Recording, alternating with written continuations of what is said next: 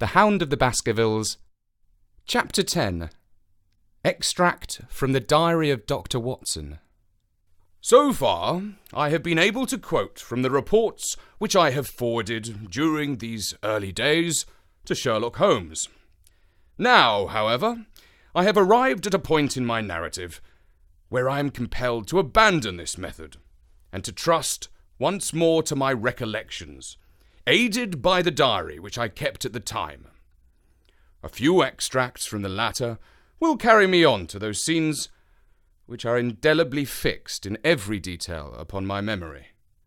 I proceed then from the morning which followed our abortive chase of the convict and our other strange experiences upon the moor. October the 16th. A dull and foggy day with a drizzle of rain. The house is banked in with rolling clouds, which rise now and then to show the dreary curves of the moor, with thin, silver veins upon the sides of the hills, and the distant boulders gleaming where the light strikes upon their wet faces. It is melancholy outside and in. The baronet is in a black reaction after the excitement of the night. I am conscious myself of a weight at my heart, and a feeling of impending danger, ever-present danger, which is the more terrible because I am unable to define it. And have I not cause for such a feeling? Consider the long sequence of incidents which have all pointed to some sinister influence which is at work around us. There is the death of the last occupant of the hall, fulfilling so exactly the conditions of the family legend. And there are repeated reports from peasants of the appearance of a strange creature upon the moor. Twice I have, with my own ears, heard the sound which resembled the distant baying of a hound. It is incredible, impossible, that it should really be outside the ordinary laws of nature.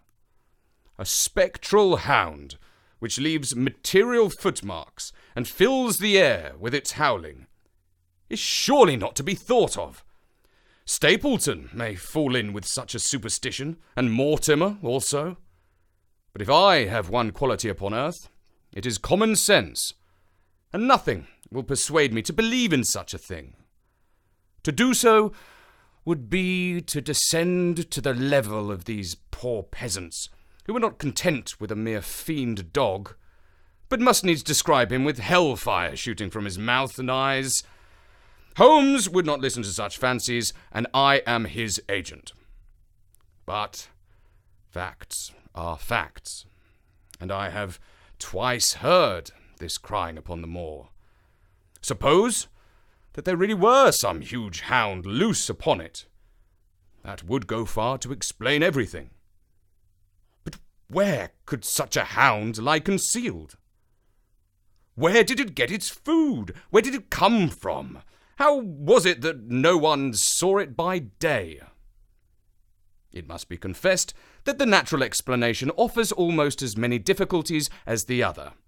And always, apart from the hound, there is the fact of the human agency in London. The man in the cab, and the letter which warned Sir Henry against the moor. This at least was real, but it might have been the work of a protecting friend as easily as of an enemy. Where is that friend or enemy now? Has he remained in London, or has he followed us down here? Could he be the stranger whom I saw upon the tor? It is true that I have had only the one glance at him, and yet there are some things to which I am ready to swear. He is no one whom I have seen down here, and I have now met all the neighbours. The figure was far taller than that of Stapleton, far thinner than that of Frankland. Barrymore it might possibly have been, but we had just left him behind us. I'm certain that he could not have followed us. A stranger, then, is still dogging us, just as a stranger dogged us in London. We have never shaken him off. If I could lay my hands upon that man, then at last we might find ourselves at the end of all our difficulties.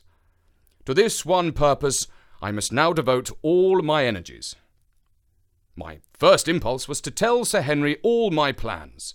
My second and wisest one is to play my own game, and speak as little as possible to anyone. He is silent and distrait. His nerves have been strangely shaken by that sound upon the moor. I will say nothing to add to his anxieties, but I will take my own steps to attain my own end. We had a small scene this morning after breakfast. Barrymore asked leave to speak with Sir Henry, and they were closeted in the study for some little time. Sitting in the billiard room, I more than once heard the sound of voices raised, and I had a pretty good idea what the point was which was under discussion. After a time, the baronet opened the door and called for me. "Barrymore considers that he has a grievance," he said. "He thinks that it was unfair on our part to hunt his brother-in-law down when he, of his own free will, had told us the secret." The butler was standing very pale, but very collected before us. "I may have spoken too warmly, sir," said he, "and if I have, I am sure that I beg your pardon. At the same time, I was very much surprised when I heard you two gentlemen come back this morning and learnt that you had been chasing Selden. The poor fellow has enough to fight against without my putting more upon his neck." "If you had told us of your own free will, it would have been a different thing," said the baronet. "You only told us, or rather your wife only told us, when it was forced from you and you could not help yourself." "I didn't think you would have taken advantage of it, Sir Henry. Indeed, I didn't." "The man is a public danger. There are lonely houses scattered all over the moor, and here's a fellow who would stick at nothing. You only want to get a glimpse of his face to see that. Look at Mr. Stapleton's house, for example, with no one but himself to defend it. There's no safety for anyone until he is under lock and key." "He'll break into no house, sir. I give you my solemn word upon that. He will never trouble anyone in this country again. I assure you, Sir Henry, that in a very few days the necessary arrangements will have been made, and he will be on his way to South America. For God's sake, sir, I beg of you not to let the police know that he is still on the moor. They have given up the chase there, and he can lie quiet until the ship is ready for him. You can't tell on him without getting my wife and me into trouble. I beg you, sir, to say nothing to the police." "What do you say, Watson?" I shrugged my shoulders. If he were safely out of the country, it would relieve the taxpayer of a burden. "But how about the chance of his holding someone up before he goes?" "He would not do anything so mad, sir. We have provided him with all that he can want. To commit a crime would be to show where he was hiding." "That is true," said Sir Henry. "Well, Barrymore." "God bless you, sir, and thank you from the bottom of my heart. It would have killed my poor wife had he been taken again." "I guess we're aiding and abetting a felony, Watson. But after what we've heard, I don't feel as if I could give the man up. So there is an end to it. All right, Barrymore, you can go." With a few broken words of gratitude, the man turned, but he hesitated and then came back. "You've been so very kind to us, sir, that I should like to do the best I can for you in return. I know something, Sir Henry, and perhaps I should have said it before, but it was long after the inquest that I found it out. I've never breathed a word of it yet to mortal man. It's about Sir Poor Charles's death." The baronet and I were both upon our feet. "Do you know how he died?" "No, sir, I don't know that." "What, then?" "I know why he was at the gate at that hour. It was to meet a woman." "To meet a woman? He?" "Yes, sir." "And the woman's name?" "I can't give you the name, sir, but I can give you the initials. Her initials were L.L. "How do you know this, Barrymore?" "Well, Sir Henry, your uncle had a letter that morning. He had usually a great many letters, for he was a public man and well known for his kind heart, so that everyone who was in trouble was glad to turn to him.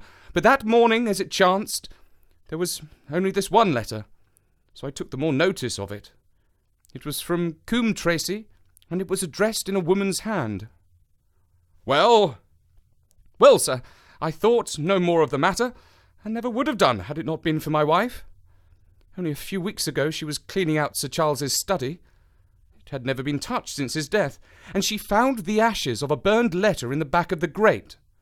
The greater part of it was charred to pieces, but one little slip, the end of a page hung together. And the writing could still be read, though it was grey on a black ground. It seemed to us to be a postscript at the end of the letter, and it said, "Please, please, as you are a gentleman, burn this letter, and be at the gate by 10 o'clock. Beneath it were signed the initials L.L. Have you got that slip? No, sir. It crumbled all to bits after we moved it. Had Sir Charles received any other letters in the same writing? Well, sir, I took no particular notice of his letters. I should not have noticed this one, only it happened to come alone. And you have no idea who this L.L. is? No, sir, no more than you have. But I expect if we could lay our hands upon the lady, we should know more about Sir Charles's death. I cannot understand, Barrymore, how you came to conceal this important information. Well, sir, it was immediately after that our own trouble came to us. And then again, sir, we were both of us very fond of Sir Charles, as we well might have been considering all that he's done for us. To rake this up couldn't help our poor master, and it's well to go carefully when there's a lady in the case. Even the best of us. You thought it might injure his reputation. Well, sir, I thought no good could come of it. But now you have been kind to us, and I feel as if it would be treating you unfairly not to tell you all that I know about the matter. Very good, Barrymore, you can go. When the butler left us, Sir Henry turned to me. Well, Watson, what do you think of this new light? It seems to leave the darkness rather blacker than before. So I think, but if we can only trace L.L., it should clear up the whole business. We have gained that much. We know that there is someone who has the facts, if only we can find her. What do you think we should do? Let Holmes know all about it at once. I will give him the clue for which he has been seeking.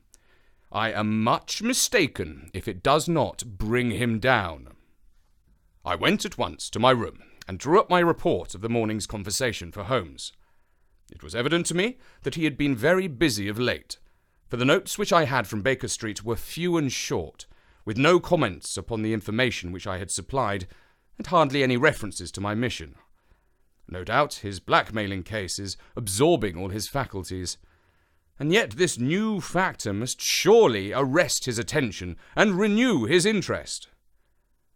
I wish that he were here. October the 17th.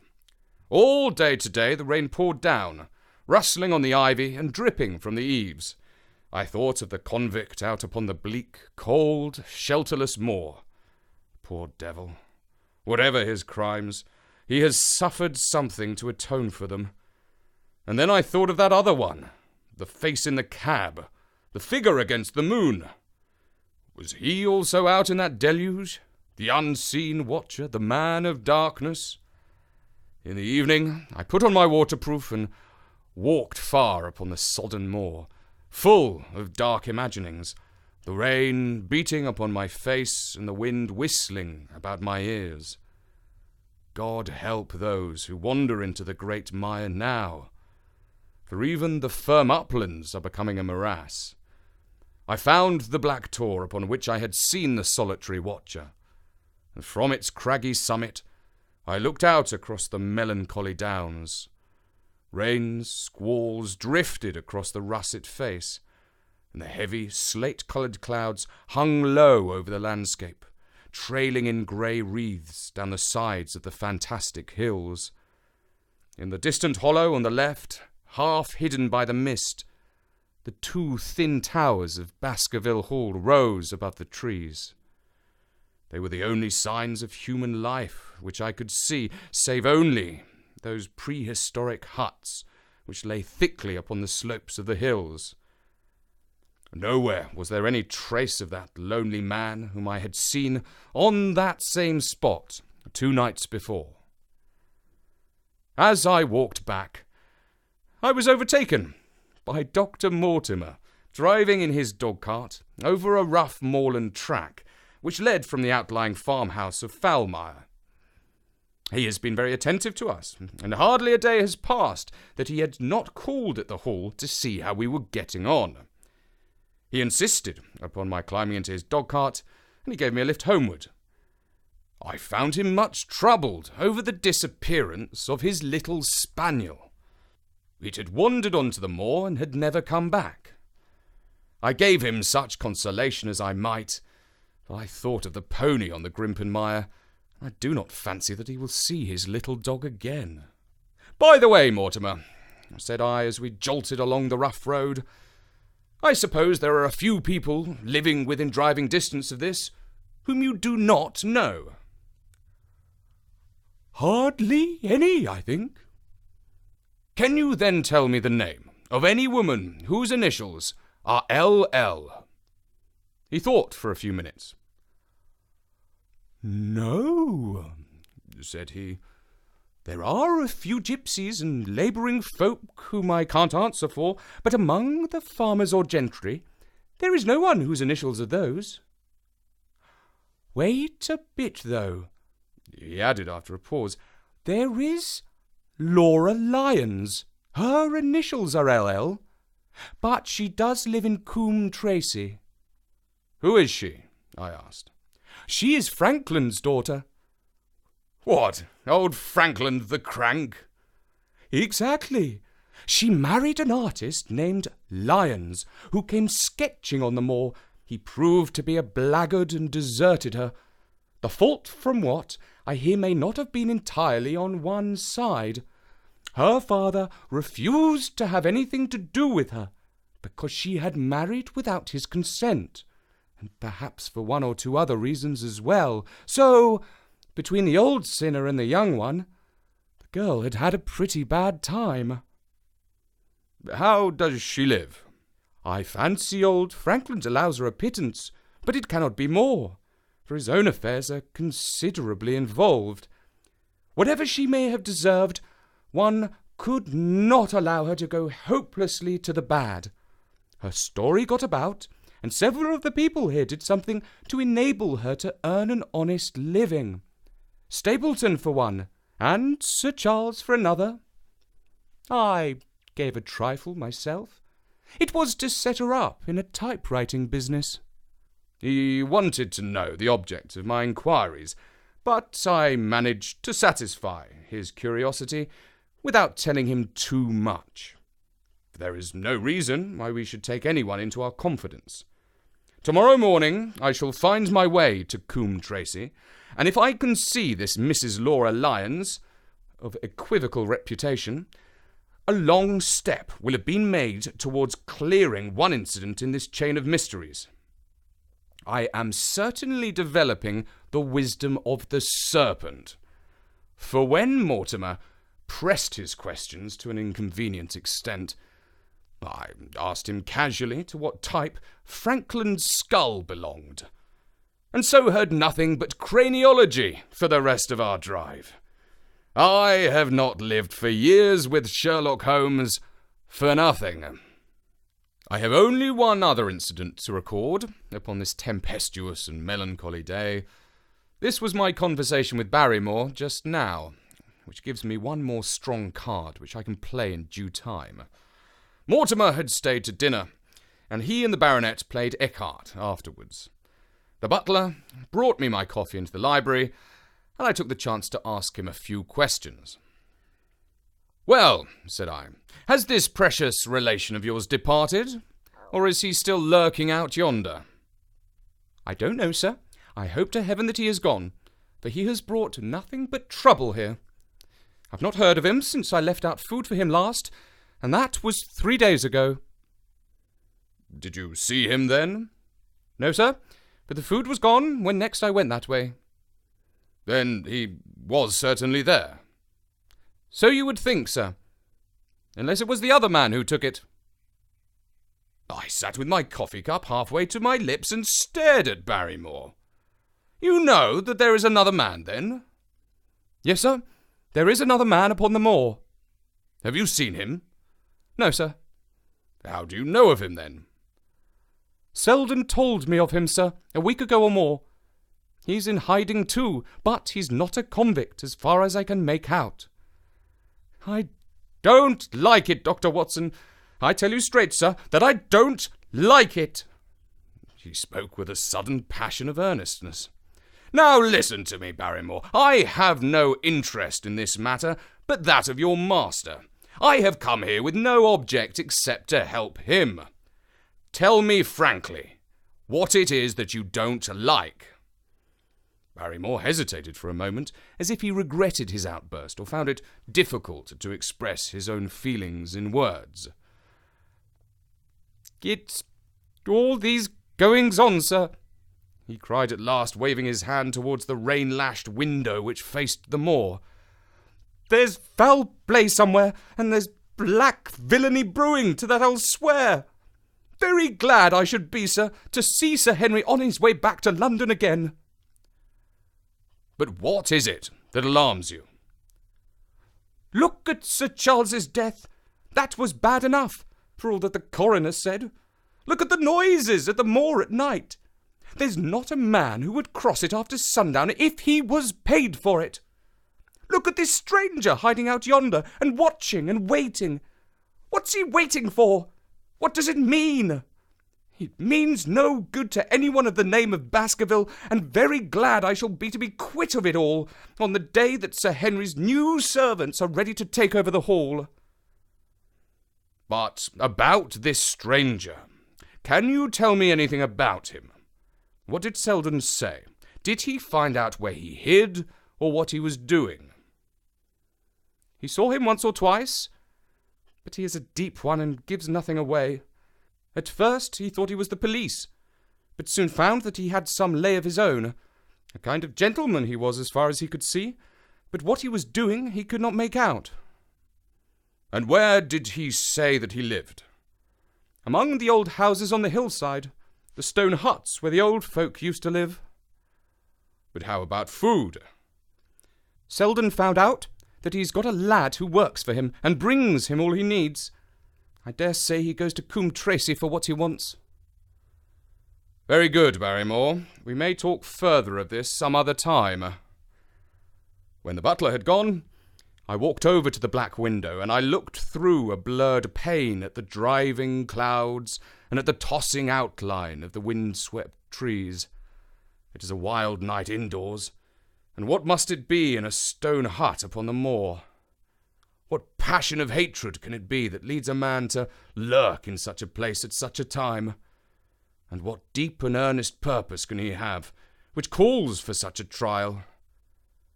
There, in that hut upon the moor, seems to lie the very centre of that problem which has vexed me so sorely. I swear that another day shall not have passed before I have done all that man can do to reach the heart of the mystery.